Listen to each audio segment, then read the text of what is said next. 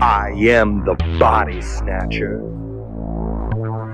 You know we love tummy tucks on this show.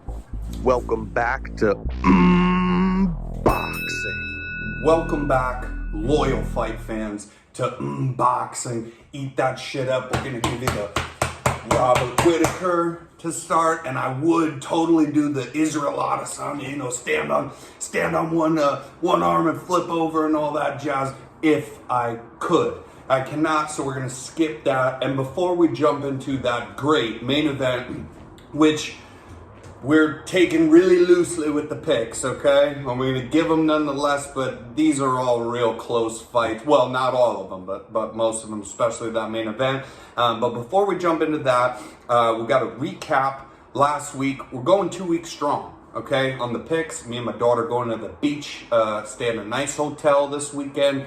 We need the break. I'm very grateful for it.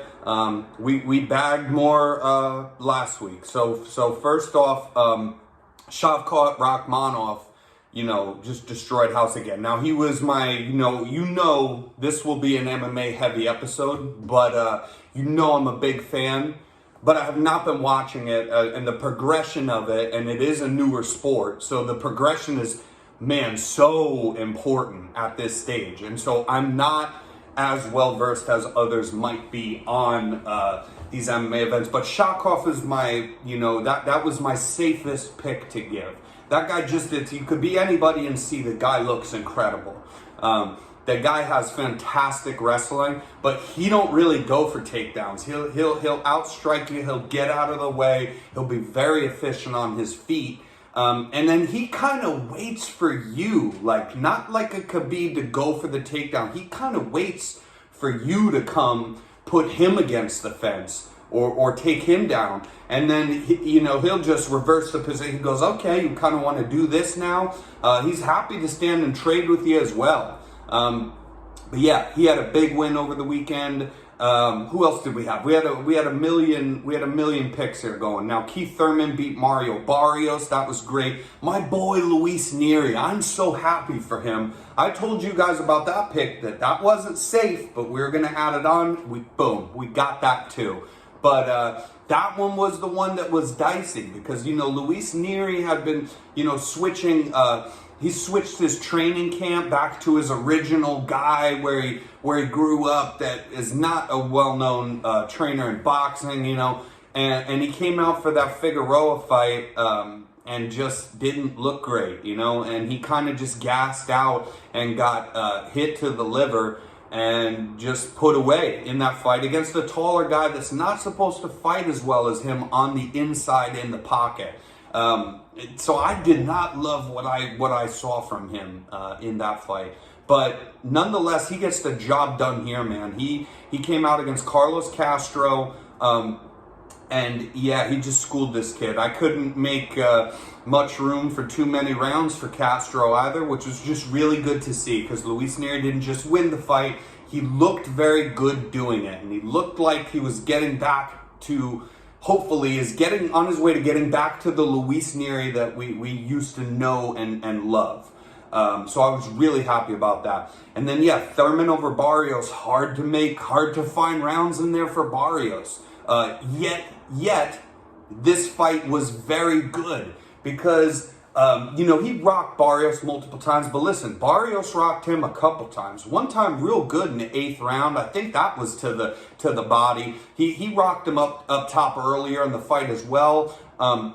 You could sneak 2 rounds in there for him, but not much. But so many of these other rounds, Barrios just coming forward and Barrios just keep trying. Made it, the round itself, you could tell who won, but some of those rounds were a little tight. So hands down, Keith Thurman completely won that fight, walking away with it. But that's just looking at round by round, which is how you score, in boxing.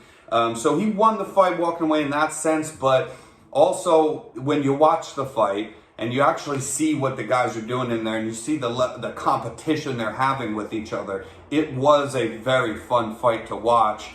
And man, Mario Barrios' face was just mutilated. His nose was all just burst out and just disfigured.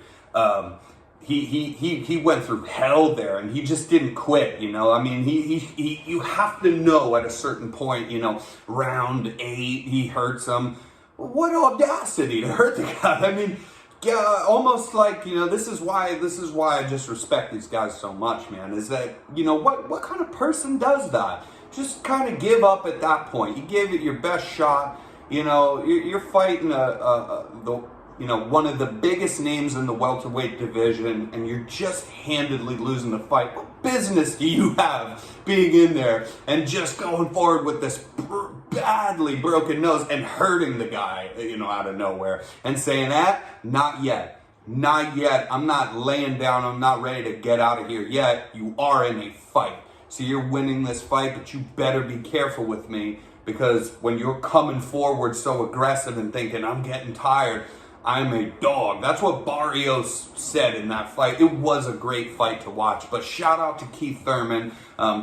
We did get that pick as well. And that was only going to be a little dicey because of all the time outside the ring. So it's good to see, and it's obvious to see when you see a performance like that. It's not luck. Mario Barrios is a very good level of competition for him to come back to, even if he was moving up in weight. And yeah, it's easy to see that he was not lying, that he really was in the gym all the time and just never stopped training, and just never stopped having the hunger for it.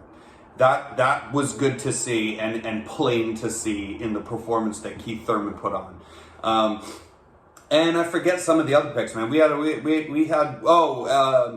Leo Santa Cruz. Leo Santa Cruz got the victory. That's a little bit of a lackluster fight, but nonetheless, we picked it right, baby. So we're riding on the high here, and now when we transition here into this episode, we will be giving a statement, okay? I feel like I was very confident, and I noted only the Luis Nery. I wasn't so much, we got it nonetheless, but I was very confident about these two picks. Sometimes you have weekends that line up, and that doesn't mean you can't lose those too sometimes, but sometimes you have these weekends of fights that line up, whether it's MMA or boxing, really, same thing. Sometimes you get weekends where you just really look at it and you go, this is gonna happen, you know? If you know at all what you're talking about here, you just look at the fights sometimes and you just say, yeah, you know, this is just, it almost seems like a sure thing, and you go into it very confident. That's how these last 2 weeks have been. This weekend is not like that. That's the disclaimer here. I'm gonna give you some picks, but this weekend is not like that. And these aren't picks that I'm super confident on either. But we're going to take our best crack at it. So let's jump right in. And then we'll go down from there, and then I'll give you the actual picks with the odds at the end. But we're jumping right in. Main event. This is a main event that has been long awaited. Israel Adesanya taking on Robert Whittaker for the second time. Israel Adesanya beat Robert Whittaker the first time, beat him quite handedly, knocked him down the last second of the first round, and then polished him off in that second round with, I think, more than one knockdown. Now, I'm fresh off of watching it again, but you just come away with, God damn, you know, Israel Adesanya is so good. And another disclaimer, I have a dog in this fight. This is, okay, so this episode might be to show you that I really try to look at what will happen, and I try my best as I can, being a human being, to take my heart out of it a little bit. This might be a good episode to show you that, because I very much want Israel Adesanya to win again. I think that Israel Adesanya can be one of the all-time greats in MMA. I really do. I think that he has not only just shown with great impressive wins, not only does he have great striking, but I think the fact of him being an incredible striker, similar to how Anderson Silva was in his day, he is like that and very flashy, but he's very technical, maybe even more really, I think, more technical than the great Anderson Silva was. I think Anderson was way more technical than most guys, right? But I think he was a lot of flash and stuff too, which Izzy has some of, but Izzy's very fundamental, and he's very safe in there in his decision making. And I just think he's all technique, if you had to boil the guy down to something. And no one can figure it out. And I think that it says a lot when you are a kickboxing, a striker, a kickboxer who is in his prime, in a day and age that just happens to be at the same time where wrestling has proved kind of overall very beneficial if you know how to wrestle. And he's a guy who's fought guys like Derek Brunson and people that know how to wrestle very well, and they can't take him down. Like, he just came off of the Marvin Vettori fight. Marvin's another guy who can wrestle really well. He's faced these guys, not only other strikers, and been like, oh, you cannot live with me here in this space. You just can't. But he's also faced these wrestlers in a day and age where wrestling is proven. It's not just Khabib, but he's led the way in it. But you see all these Dagestani guys, and you see other guys. You see Americans, Brazilians, all these guys that you saw Francis do it against Cyril Gane. Just that you can utilize wrestling against an opponent who doesn't wrestle, right? He's not good at, Israel Adesanya is not good at wrestling. And he's just kept all his kickboxing skills. This is how amazing this guy is, dude. And transitioned into mixed martial arts where you can do all sorts of different shit than kickboxing. And he's just kept those skills that were very fine-tuned and honed and new. That is my bread and butter. I will not let go of that. I won't go into MMA and just figure I know this stuff, so let me heavy get on the wrestling, which is a mistake that some people make. You can't catch up to that level of a Khabib. He could have been wrestling this whole time in MMA and not caught up to a level of a Marvin Vettori or a Derek Brunson in wrestling. So it's a smart call, I think, to just lean into what you're good at. That's what we talk about all the time on the show. That's what Israel Adesanya does. And all that he's done is just go, okay, how do I defend the takedowns? I'm just going to work on that. I'm going to work on defending the takedowns because I'm not going to learn all this jiu-jitsu. I'm not going to, it's a waste of time for where I'm at. These guys are so far ahead of me in the ground game, whether it be wrestling or jiu-jitsu. Let me just figure how to stay on my feet as best I can. Let me figure how to use the fence. And let me figure how to post off people. Let me figure how to use my anti-wrestling as best that I can. Even my feints and things to keep people away from thinking about I could get close. Always feinting when people get too close to him. And he's just, he's a marvel. I hope he wins this fight. That being said and out of the way, I don't think the odds are right for this fight. I don't, and that's not to say that I have any idea who should be a favorite or not here, but they have Israel Adesanya as a crazy favorite. Now, the first time that he fought Robert Whittaker, who's a very good wrestler, very good striker, very well-rounded overall, uses kicks, uses leg kicks, loves to do it. He's a very well-rounded guy. And when they fought the first time, Robert Whittaker has come off those two back-to-back Yoel Romero fights and savage stuff. And he's been the champion and just been in so many wars. He was really burnt out. He said that himself many, many times. He was very burnt out on the sport. His body hurt. I think the guy had problems with his bowels, dropping. And this dude, I mean, the guy has just been through the ringer in the sport. I think that not just burnt out, but also just that he was burnt out and also pissed off. He let Israel Adesanya get in his head. He says, I don't like this guy. Fuck that guy. I'm going to come out there and I'm going to harm him. And that's what he tried to do. So he didn't fight like he should.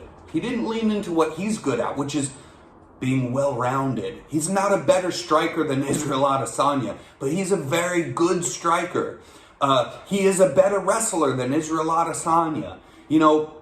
I haven't seen a gang of it, but I'd imagine he's a better jiu-jitsu expert than Israel Adesanya as well. He's a better grappler than Israel Adesanya is. He's just all around, he's a well-rounded fighter. And what did they do when they fought the first time? He's injured, he's burnt out, he's pissed off at the guy, and he came out there and attempted 0 takedowns and just tried to strike He threw one or two missed head kicks, but other than that, the guy just tried to strike, and at short range striking, just with your arms, just throwing hands at this guy to take his head off. And Izzy's just too slick. He's way too slick. He saw everyone coming. Go back and watch the fight before this fantastic rematch happens. Just a star-making performance for Israel Adesanya to become the champion, beating a hardcore, hard out like Robert Whittaker. And yeah, I just think that he was pissed. He's burned. A combination of all these things. He didn't fight that fight well. He came out to take the guy's head off. He wasn't utilizing kicks. It's hard to take Izzy down, so it's not as simple as doing that. But yet he attempted no takedowns. He didn't even put it in his head that it's a possibility. And it's way too comfortable for Israel Adesanya to just pick you apart like that. So what he's going to need to do in this fight is be well-rounded. And in all the interviews I've seen, and not only that, the most important thing is all his fights after that loss. He beat, and I might be forgetting about somebody here, but he beat Darren Till, he beat Jared Cannonier, he beat Kelvin Gastelum, I think was one of them too. He just has been on a tear to get back to this point after just the one loss of losing the title. He didn't take an instant rematch. I don't know if that's all him, but he said himself he didn't want it right away. And he feels like he's at a point where he truly feels like he's a more well-rounded fighter and can really beat him. And he's coming into this one not fired up and hot and angry. He's coming into this one very calm, cool, calculated. He's coming in off of not only impressive wins, but wins where he's showed all sorts of styles. He's coming off of wins of good knockouts, knockdowns, using his hands, using his striking. He's coming in off of showing that I can out-wrestle people, like that close Darren Till fight that was very good. He utilized wrestling and not in a boring way. Just to get the takedowns was probably the difference maker in him winning that fight. And I just think he couldn't possibly show you more, win or lose for this, that he's ready for it. And the odds have Robert Whittaker at plus 240 or plus 220. And the other day it was higher than that. And it's just that's not fair. So you could say that Izzy should be the favorite, and I am not against. I wouldn't have the audacity to pick a favorite of who should really be the favorite in a fight that I think will go the distance, or at least very deep into the fight. In a fight that I think no matter what or how it pans out, that it's going to be back and forth. Both will win some rounds before a guy's either finished or before the decision's called. I don't see it going one way for one guy or the other. I see no world where Robert Whittaker just comes out there trying to bomb on Israel Adesanya again. There's no chance that same exact thing happens again, unless it's more to do with just, you can see Robert Whittaker being able to get takedowns and using that to win rounds a lot. You could see Robert Whittaker mix in the takedowns, and Izzy's very good at getting back up, using the fence. You could see him doing that and being able to get back up. But not only does it tire him, it puts it in his head that I got to think about him shooting low on me, and then have more success with coming over top with the quick overhand rights and whatnot. And I can see scenarios where Israel Adesanya, is winning rounds because he's just able to defend the takedowns and keeps it a striking match, where if it's just a striking match, kickboxing, boxing, anything, Izzy beats the brakes off this guy. But Robert Whittaker is a very good striker. He just needs to mix his martial arts for this fight. That's what he needs to do, and I think he will do that. Again, win or lose. And so this is the first pick I give you that's not going to be, oh, I know what's going to happen in there. I wouldn't have the audacity to do that to you, but if we're going to look at the odds, the only thing about this fight and the info on it and what we've seen about the guy and the odds is, the only thing that stands right out of me is that I do think the fight goes deep, if not all the way. And I do think that the odds are unfair. So if you wanted to have Izzy as a favorite, I think that's very fair, but I think you have him at like a minus 110 or something like that. Not, if Robert's a dog, right, I think you have close minus odds for this fight that are about dead even, really. Or I think that, maybe you give, Robert Whittaker plus 100, not plus 240, 220. That's crazy. That's crazy. So only because of that, and that I am confident in not a winner, but that this fight will be very close. I'm confident that these odds do not reflect that, and I would go against my heart here and what I want and say that Robert Whittaker at plus 220 is undeniable. You put $20 on him, you win 44. You put 100, you win 204 something dollars plus your money back, that you put in on it, obviously. And you just can't deny that. The odds are wrong for this fight. It doesn't matter if Izzy wins. I just believe that. It doesn't matter. The odds are wrong for this fight, and that's the only thing about this fight that stands out to me.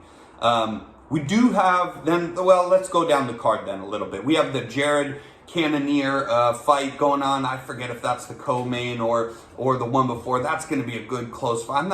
I'm not going to touch on that fight at all. Let's sit back, let's enjoy it, okay? There's a lot of ones like that.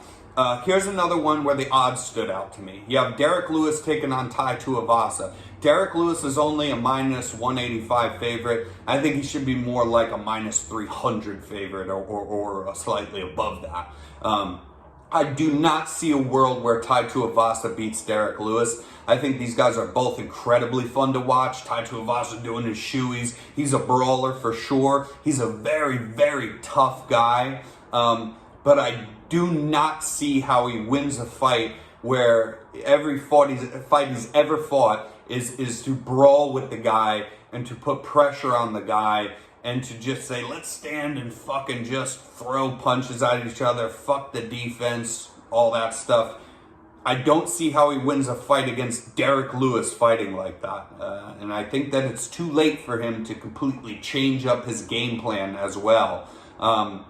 So I think the odds are wrong for that as well. I'm going Derek Lewis over Tai Tuivasa, especially with those odds they gave on that. Then we have Casey O'Neill taking on Roxanne Modafferi. We're going to go Casey O'Neill. She's a minus 400. That's, whatever. But Roxanne Modafferi is I forget the girl's, god damn it, I forget the girl's name. Big up-and-comer girl, and she had a lot of hype. She still does. She's very good, and she was put in with Roxanne Modafferi, one of the last couple fights that Roxanne had. And Roxanne is 40 years old. She's a pioneer of women's MMA. She's one of those kind of girls that's been in it forever. And she's pulled off these upsets against people like this. So it's not that this is that clean. Again, I don't agree with those odds. I think Casey O'Neill should be a favorite, but minus 400 a little bit steep, a little bit disrespectful to Roxanne Modafferi. Either way, I'm going Casey O'Neill. And then we're going Kyler Phillips over Marcelo Rojo. Kyler Phillips at a minus 425. I don't know what to make of it. He might put that up or down slightly. I think Kyler Phillips definitely wins this fight. So when you combined all of those, I'm going to just throw $30 on this for that 5-fight parlay, and get me back $100 in profit if those play out. The ones I didn't mention is the Daniel Jacobs, John Ryder. That's the one. So that's boxing. That's happening. But again, this is a MMA heavy episode today because it's just respect to the great card they're putting on. And boxing has, Daniel Jacobs taking on John Ryder in like the UK or some shit. So I'm gonna watch the fight too. We're gonna recap that fight as well. But let's just be real with ourselves here. I can like boxing more. I'm a fan of both sports, and UFC just has a way, way better. This is one of the great cards that they have. This main event is one of the most anticipated fights that they have coming out here. So yeah, of course we do it on that. But yeah, I got Daniel Jacobs winning that. That's another one where I think the odds are off. John Ryder's good. He's an English fighter. Just if we're being honest with ourselves, it's not all these guys. Like Conor Ben has shown us different about English fighters and so on. But when you put these guys against the best of their guys against the best Americans, I mean, we're just kind of better usually. I'm a big fan of UK boxing. Obviously Irish boxing. I mean, I'm a huge fan of it because there's such a better fan base. There's such a better fan base. And in those countries, boxing is much more popular as well. So it's a great environment. People actually know what they're watching there. They don't just come there to of course they drink, but they don't just come there to just get drunk and be like, yeah, two guys gonna fight. They know the names, they know who they're rooting for. They're very passionate about their fandom over there of who they choose in a fight. They're not wishy-washy at all. And the arenas are just electrifying, the energy that goes on there. So it's a great, great boxing country. But I just think if we're just being real, just trying to be real with you guys, history has time and again shown that, the best, you take a good American fighter and put him against the best British fighter totally could win. But you take the best versus the very best, and Daniel Jacobs, the only thing that makes this fight interesting at all is to see where Daniel Jacobs is at. He's been on a bit of a slide. I thought that he lost the fight to, the Puerto Rican Rocky when he fought Gabriel Rosado. I thought he lost that fight. But yeah, they gave him a decision there. He's had close fights here and there with other people. But this is a guy who had a very competitive fight. He lost this fight. I definitely believe he lost to Canelo. But Canelo's the greatest fighter living that is an active fighter today. And this guy made a competitive fight with Canelo. This guy's a former world champion. Daniel Jacobs is very good. He's very, very good American fighter. I think he's from Brooklyn or something. But nonetheless, he's going over there to UK to take on John Ryder. And I just think that unless Daniel Jacobs has really had a fall from grace here, man. Unless he's really had a fall from grace, I think he just works over Ryder, really. And minus 165 favorite odds are just, that's outstanding. For boxing, are you kidding me? That's as close as odds get in boxing, point blank, period. It doesn't get any tighter than that. For Christ's sake, the one I talked about that's so competitive in Izzy versus Whittaker is the odds are staggeringly more than that. So I don't think those odds are right, and I'm going to cash in on the minus 165 for Dan Jacobs. Throw that in the parlay. So there's our picks right there. Boom, boom, boom. So you can just see. But again, these aren't confident picks. I'm not going to come and sag at my head here. We're just giving it the old college try for this weekend with a very, very competitive weekend of fights. And until next time, loyal fight fans, stay tuned. Unboxing's got big things coming up. And follow us on Instagram at Unboxing. We're putting up some good stuff, good boxing info, and some funny shit as well. That's kind of our style and the way we roll.